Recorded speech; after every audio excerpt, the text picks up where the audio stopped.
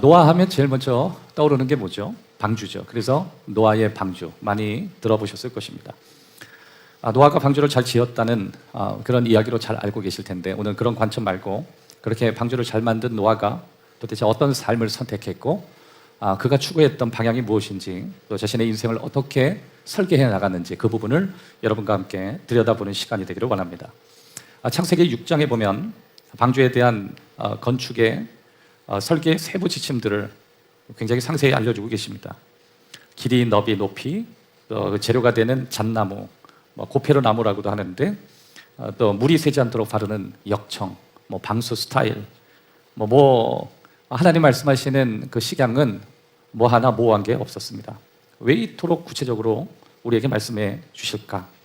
방주는 바닷가나 항구에서 지어진 곳이 아니라 육지 한복판에서 지어졌기 때문에 사실 물 한 방울 보이지 않거나 습하지도 않는, 또 심지어 높은 지대도 아닌 그 물에 취약할 수 있고, 또 물을 잘 모르는 사람들이 짓게 되는 그런 배이다 보니까 일반 상식으로 도무지 이해할 수 없는 여러 가지 식양들이었고, 그런 길이와 그런 어떤 재료들로 사용되어 있었습니다.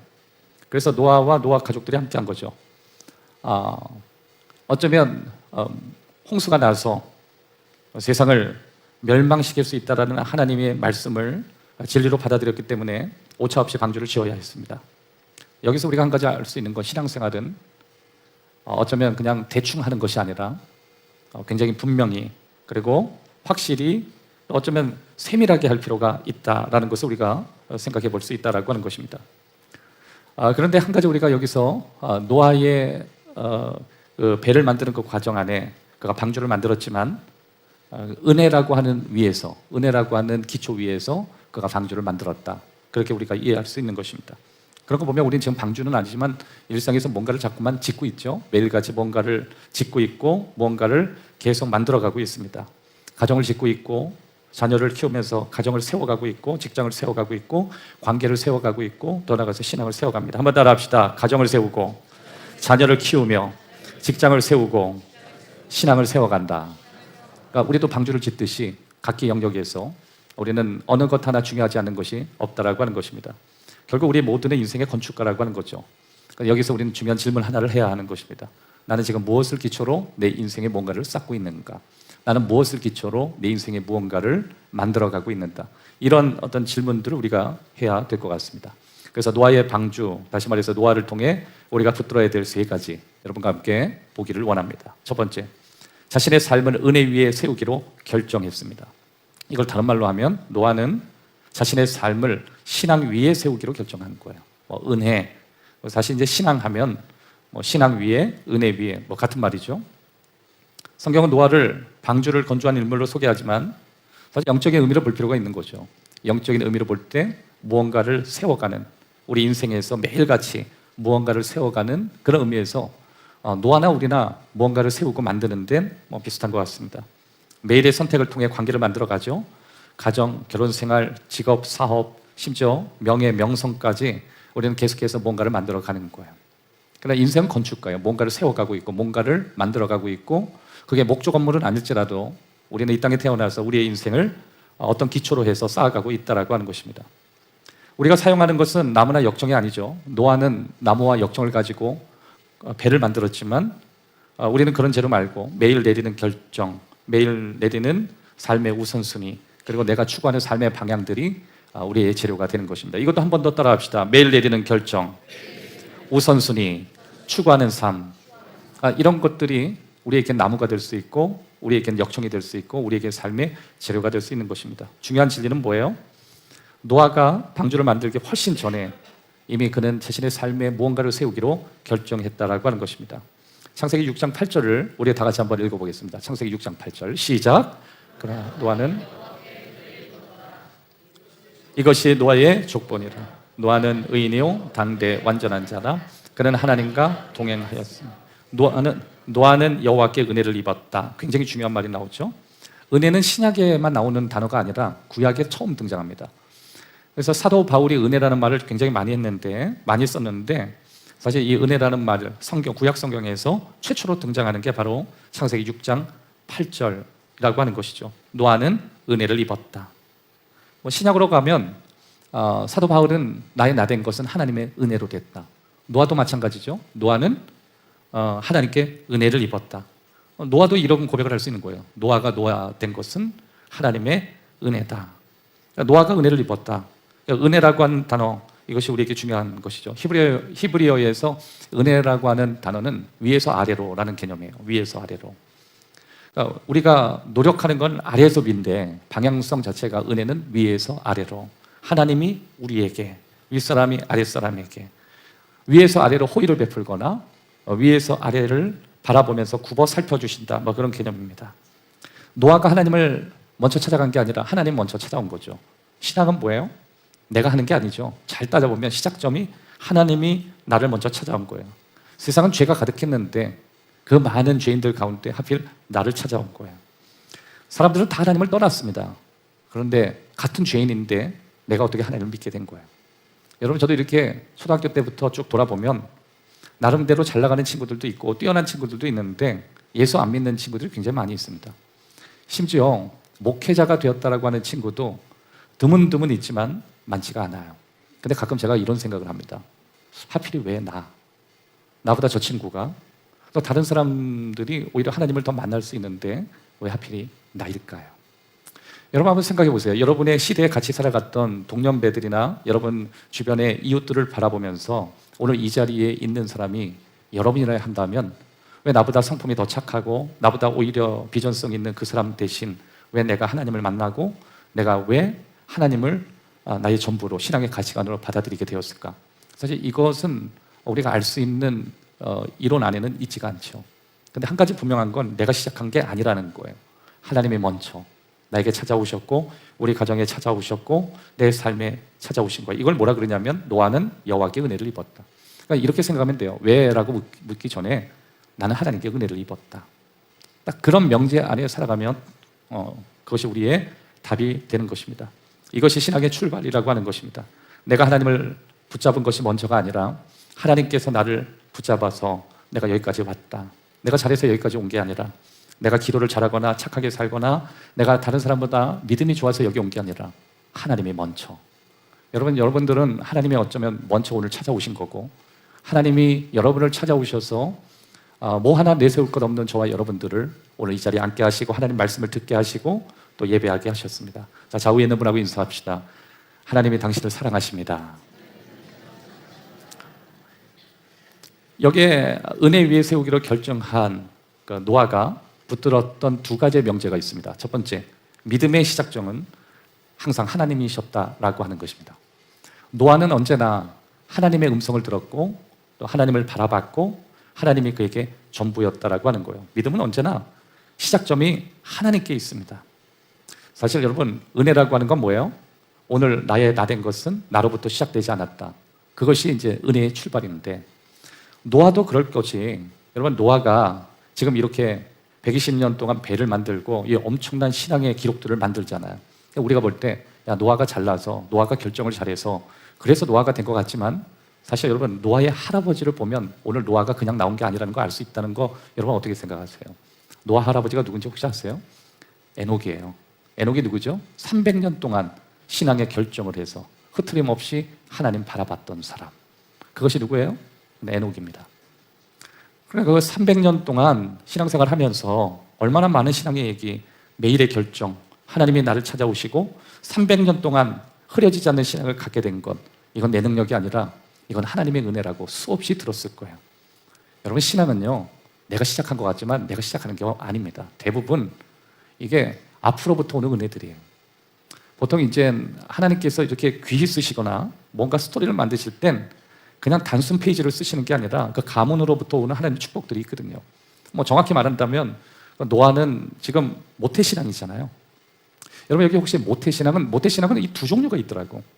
모태신앙은 제가 이렇게 딱 보니까 저는 모태신앙이 아닙니다. 저는 중간신앙이에요.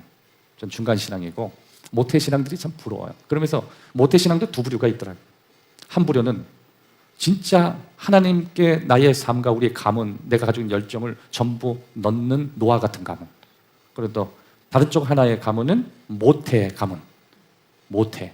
그게 있더라고. 이것도 못해, 저것도 못해. 그런 가문이 있고, 진짜 가문은 이렇게 노아 같은. 그러니까 여러분, 인물은 당대에 잘 안 나온다는 말이 항상 저희 아버님도 맨날 그러셨어요. 보경아, 인물은 당대에 안 나와. 한 3대 나와. 그래서 저는 아버지께 인물이 아니었던 거예요.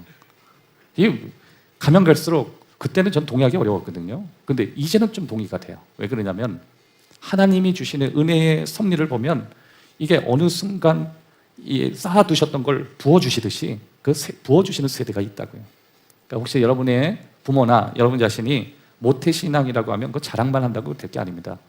여러분의 소명이고 사명이고 여러분 가문을 통해서 하시고 싶어하는 메시지가 있고 여러분 무언가 하셔야 되고 그 가문은 하나님 영광을 위해서 자기 자신을 드리고 교회를 세우고 헌신하고 막 여기에 집중하면 그 가문은 하나님께서 영광스럽게 해주는데 이 문제는 모태로 가는 거예요.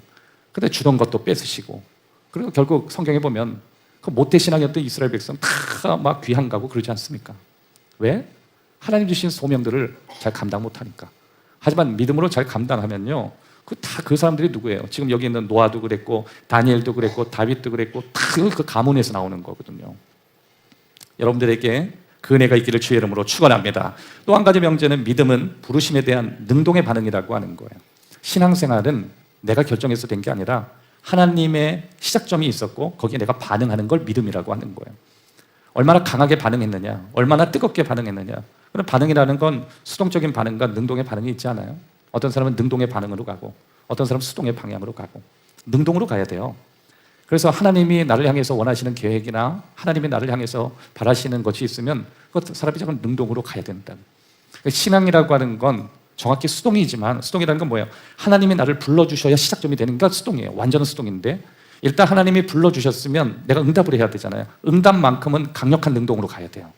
거칠게 응답해야 되고 강력하게 응답해야 되고 그런 것입니다. 노아가 그런 경우죠. 노아는 하나님이 찾아오셨고 하나님이 불러주셨죠. 그래서 그가 강력하게 보인 반응이 맑은 날에 배를 만들라고 하시고 맑았지도 않은 홍수가 일어난다는 것에 믿음으로 120년 동안 망치질을 한 것. 이건 엄청난 능동이에요. 여러분 갖고 우리가 신앙생활할 때 그렇죠. 너 예배 열심히 드려. 하나님 앞에 헌신 열심히 해. 열심히 섬기면 하나님 때가 되면 다 갚아주신다. 이게 잘 안 들립니다. 당대 안 들려요. 왜 그러냐면 그냥 대충 사는 사람이나 능동으로 하나님 앞에 영혼을 다해서 사는 사람이나 그때는 또 비슷해 보이거든요. 근데 여러분 이건 신앙으로 보면요, 그건 나중에 차이가 어마어마하게 납니다. 마치 학생들이 이렇게 보면 능동적으로 자신의 삶을 위해서 최선을 다하는 친구하고 아닌 친구하고 뒤에서 차이가 나듯이 하나님께서 부어주시는 가문으로 또 가정으로 더 나아가서 개인별로 하나님의 은혜를 다르게 채워주신다라고 하는 것입니다. 세상에 문화가 있죠. 세상의 문화는 전부 설계대로 문화가 이루어져요. 그래서 그 시대마다 그 시대가 좋아하는 기준이 있고 그 시대가 싫어하는 기준들이 있어요. 그리고 때로는 우리의 감정이 우리 삶의 기준이 될 때가 있습니다. 그러다 보면 세상은 내가 좋아하거나 내가 싫어하거나에 따라서 결정할 수 있는 편리구조로 가게 되어 있는 거예요. 근데 그건 신앙이 아니죠. 신앙이라는 게 뭐예요? 내가 싫어도 하나님이 좋다 하면 가는 거고 내가 좋다 그래도 하나님이 싫다 하면 그 자리에 멈추게 되는 것입니다. 노아의 경우가 그랬죠. 그는 하나님의 말씀에 기반으로 살기로 결정한 거예요. 누가 맑은 날에 120년 동안 그 망치질을 한다는 것, 여러분 그건 누가 좋아하겠습니까? 그런데 하나님의 말씀이 있었잖아요. 그 말씀에 내 신앙의 기반으로 능동으로 망치질을 해야 된 거거든요.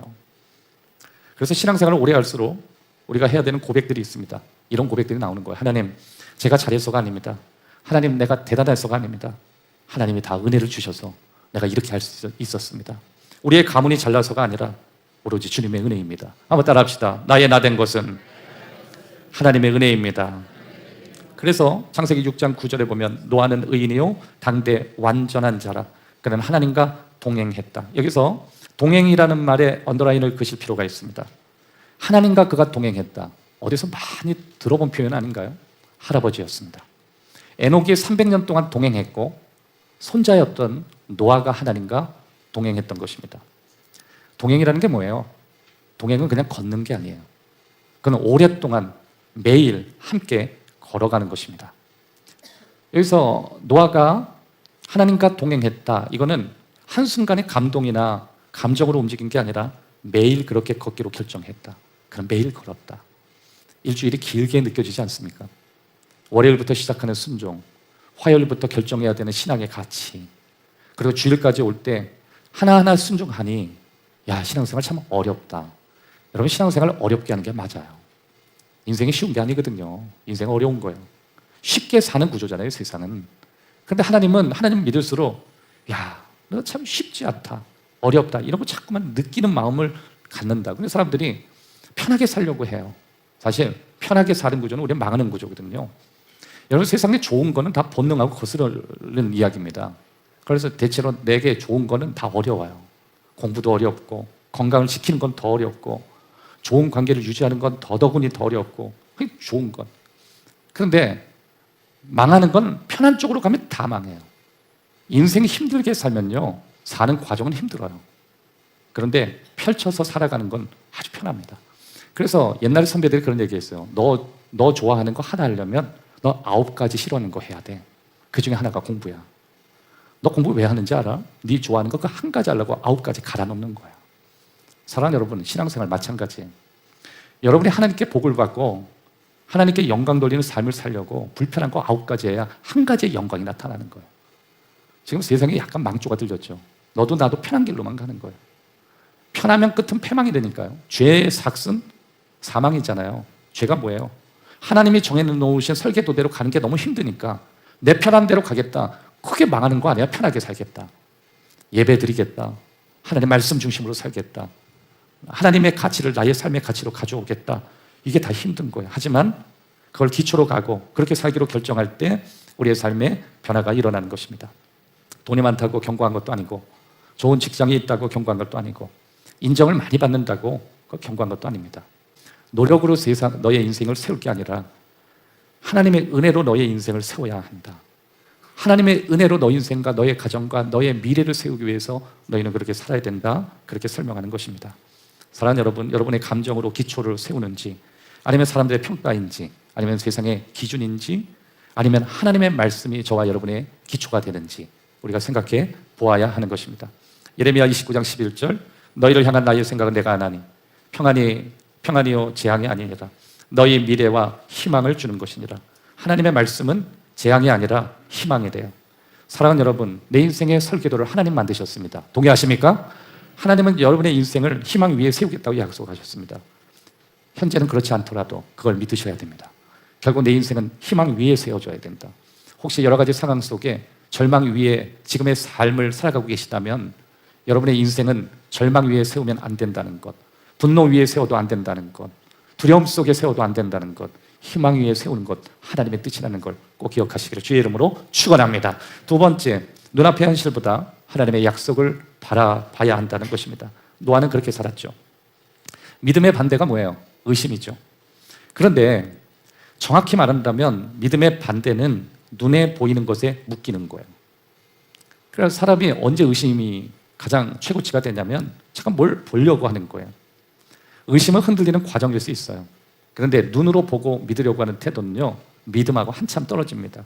현대인들이 믿기 굉장히 어려운 건 과학이든 각기 다양한 영역 안에서 내 눈과 과학적 수치를 보면서 믿고 싶어 하는 거예요. 근데 신앙은 눈으로 보고 믿는 게 아니라 눈으로 보지 않는 걸 받아들이는 것으로 믿음이 시작되는 거거든요. 여러분, 부모가 자녀를 사랑하죠. 근데 자녀가 부모가 나를 얼마나 사랑하는지 눈으로 보고야 알겠대요. 이건 위험한 거 아니에요? 이건 믿음이라고 하는 거는요, 이 보지 않는 걸 자꾸 믿으면서 그게 활성화되는 건데, 살다 보니까 우린 자꾸만 눈으로 보고서야 믿겠다는 잘못된 생각을 갖는 것입니다.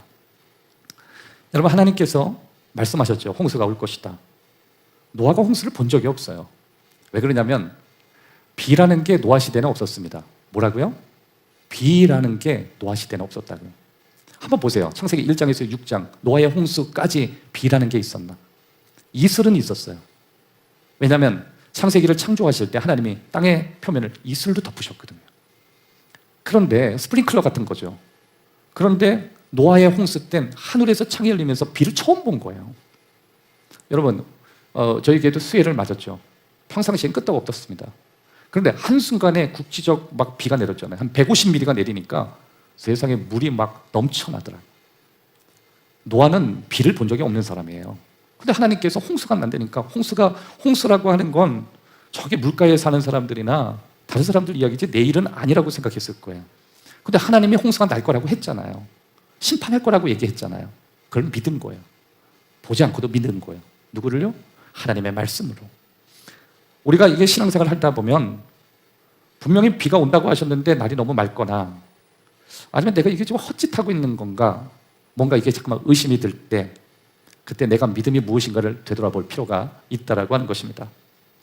배를 만들기 위해서 망치질하는 노아나 그의 가족들을 바라보면서 아마 사람들이 이렇게 얘기했을 겁니다. 너 지금 뭐 하는 거야? 배를 왜 물가에서 안 만들고 왜 이렇게 큰 배, 말도 안 되는 배를 비도 오지 않는데 그걸 왜 만드는지 주위 사람들이 얼마나 이야기를 많이 했겠어요. 사람들은 비웃었을 거예요. 그래도 노아는 계속 만들었어요. 1년 망치질했고 2년 망치질했습니다. 30년 했고 40년 했고 50년 했어요. 120년까지 했습니다. 그가 그 과정 안에 들었던 이야기들을 여러분 어떻게 생각하십니까? 여러분 가정 안에 신앙생활 좀 열심히 한다면 적당히 좀 하라고 얘기하지 않아요? 나쁜 짓 하고 자기 몸에 도움되지 않는 일을 하면 참 좋은 취미라고 얘기하면서 하나님이 원하시는 말씀대로 살라고 하면 우리를 이상하게 생각한다는 것입니다. 보이는 것을 따라가는 것, 이것이 세상의 흐름이고 이거는 지금까지 바뀌지 않는 것입니다. 히브리서 11장 1절, 믿음은 바라는 것들의 실상이요 보이지 않는 것들의 증거라. 여기서 실상이라고 하는 이 내용은 확실한 보증서다라고 하는 것입니다. 노아는 눈에 보이는 폭풍이나 빗방울이 전혀 없었습니다. 하지만 하나님의 말씀을 보증으로 받았어요. 여러분 우리가 무엇을 믿고 사실까요? 순간마다 바뀌는 사람의 말일까요? 아니면 여러분 자신도 믿지 못하는 여러분 자신의 결심입니까? 우리는 세상에 어떤 것도 믿을 게 없어요. 그런데 5,000년 이상 진리라고 하죠. 진리는 상황에 따라 바뀌지 않는 걸 진리라고 해요. 성경 창세기야 이 창세기로부터 요한계시록은 진리라고 한 거예요. 5,000년 이상, 신학은 한 2,000년 이상 됐으니까, 구약은 한 3,600년 됐으니까 한 5,000년 이상 수많은 사람들이 그것을 진리로 받아들인 거예요. 각 시대마다 바뀌지 않았습니다. 시대마다 사람들의 호불호에 따라 빼고 더하지도 않았어요. 진리예요. 그러니까 노아도 하나님의 말씀이 진리라고 그는 믿은 것입니다. 사람들이 지금 뭐 하는 짓이냐고, 너 신앙생활을 왜 이렇게 과하게 하느냐고, 이제 그만 망치질 해도 되는데 왜 뭘 원하길래 지금 이 정도 살면 되지. 그게 다 저와 여러분이 듣는 얘기 아니에요? 하지만 우리는 믿습니다. 하나님이 그렇게 믿음으로 살아가는 우리들에게 은혜를 베푸시고 축복하신다는 사실을 우리는 믿는 것입니다. 두 가지의 명제를 기억하셔야 됩니다. 현실이 전부인 것까지 움직이지 마십시오. 현실주의자라는 건 굉장히 약한 사람들이 갖는 거죠. 현실을 보고 그것이 전부인 것처럼 움직이고 그것이 전부인 것처럼 상황적으로만 살아가는 것, 이것은 굉장히 위험한 삶의 태도인 것입니다.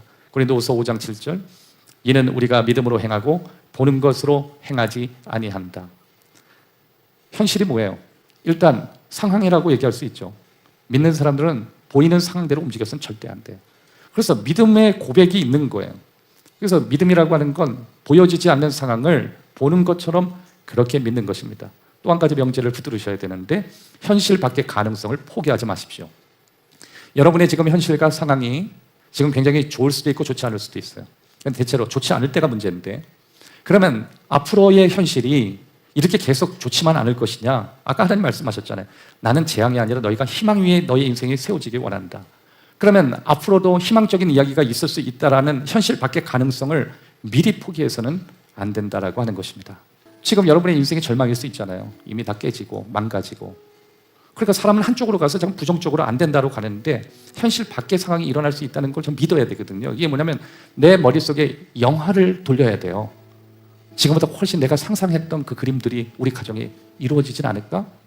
오늘 예배 드릴 때 지금보다 훨씬 나아지는 상황을 내가 만나지 않을까? 심지어 정말 어디에서 뭐 하나 나올 게 없는 인생이지만 모르지? 내 인생에도 갑자기 어디에서 뭔가 나오지 않을까? 그런 어떤 현실 밖의 내용에 대해서 우리가 포기할 필요가 없다라고 하는 것입니다. 노아가 방주를 지은 기간은 100년이 넘었죠. 믿음의 성패는 내가 무언가를 믿는가 그걸 넘어서서 하나님의 시간까지 내가 끝까지 기다리는 거거든요. 포기하지 말자. 그러니까 내 현실은 지금 현실에 묶이지 말고 이 현실을 넘어서 하나님 도와주신다. 가끔 우리 젊은이들을 바라보면서 젊은이들이 힘든 게 바로 그거거든요. 현실 너머의 뭔가 가능성을 미리 포기하는 젊은이들이 가장 가슴 아픈 거예요. 마음이 아프죠. 그런 친구들에게 좋은 얘기를 하면 젊은이들은 그럴 거예요. 목사님 현실 보세요. 제 상황이 이런데 뭐 변하는 것도 없는데 내가 어떻게 끝까지 신앙생활을 할 수 있겠느냐고. 그게 현실이라면 왜 거기에 묶입니까? 끝까지 믿음으로 나아가면 하나님 바꿔주실 수 있잖아요. 역전시켜 주시는 하나님 은혜. 내 인생이 지금 어두운 터널 가운데 있어도 이 터널 반드시 지나가고 누군가 얘기한 대로 내 인생에도 좋은 날 온다. 나에게도 축복이 온다.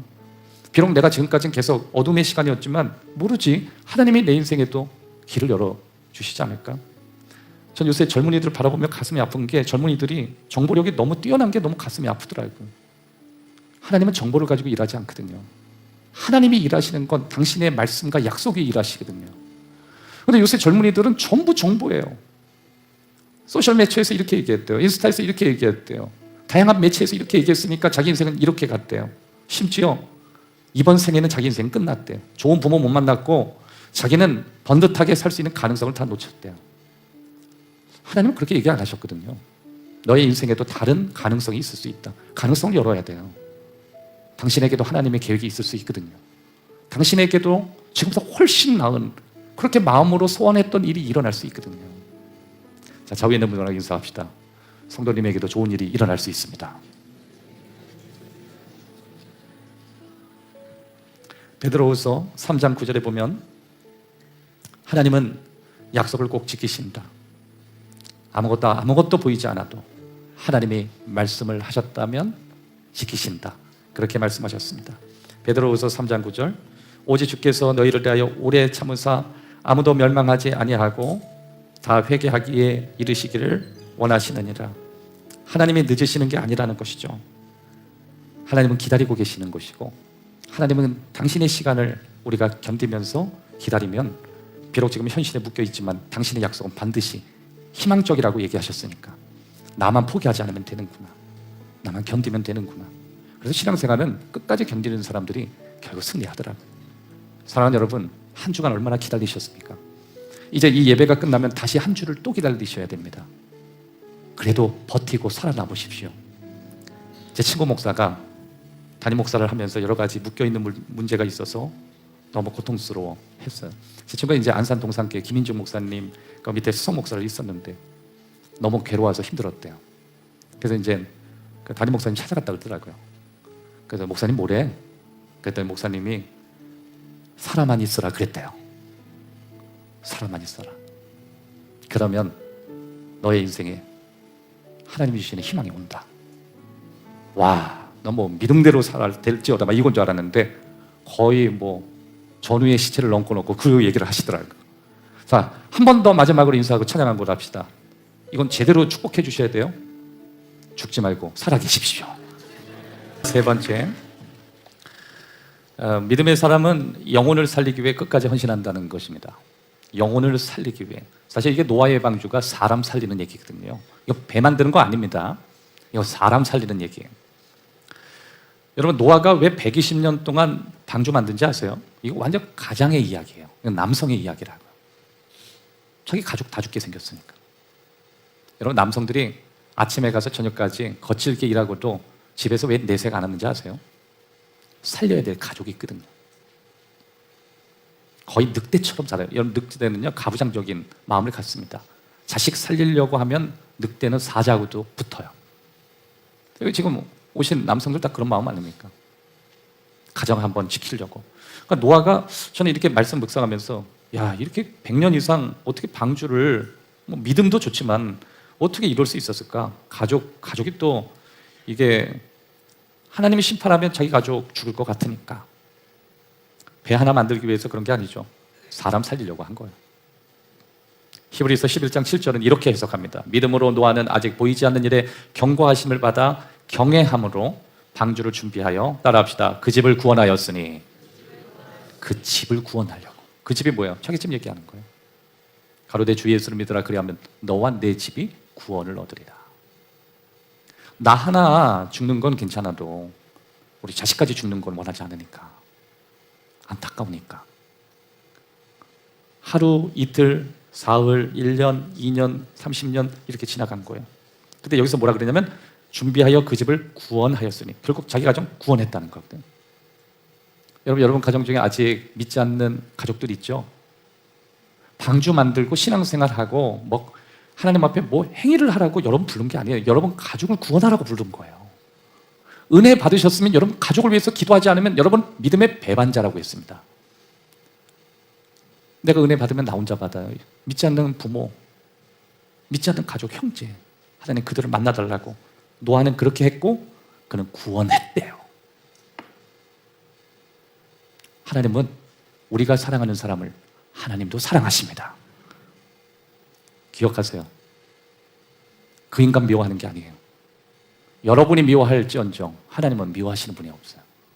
내가 사랑하는 사람은 하나님도 사랑하시고, 내가 귀히 여기는 사람은 하나님도 귀히 여겨요. 내 자녀면 하나님의 자녀이기도 하고, 내가 아끼는 사람이면 하나님도 아끼는 사람이에요. 그거를 우리가 회복하면 우리가 왜 방주를 만드는지 알게 되는 것입니다. 방주는 구원을 위한 도구죠. 꼭 기억해야 돼요. 우리가 왜 일하죠? 돈 벌기 위해서, 성공하기 위해서, 사람들한테 인정받기 위해서. 만약에 그거라고 하면 그건 워커홀릭이죠. 워커홀릭은요, 목적 없이 수단을 위해서 인생 겁니다. 우리는 그렇게 하려는 게 결국 사람 살리려고 하는 거예요. 가장 가까운 가족 살리고, 더 나아가서 주변 나를 사랑하는 사람을 살리고, 사랑받는 누군가를 또 살리고. 우리는 그것 때문에 아침부터 저녁까지 열심히 일을 하는 거거든요.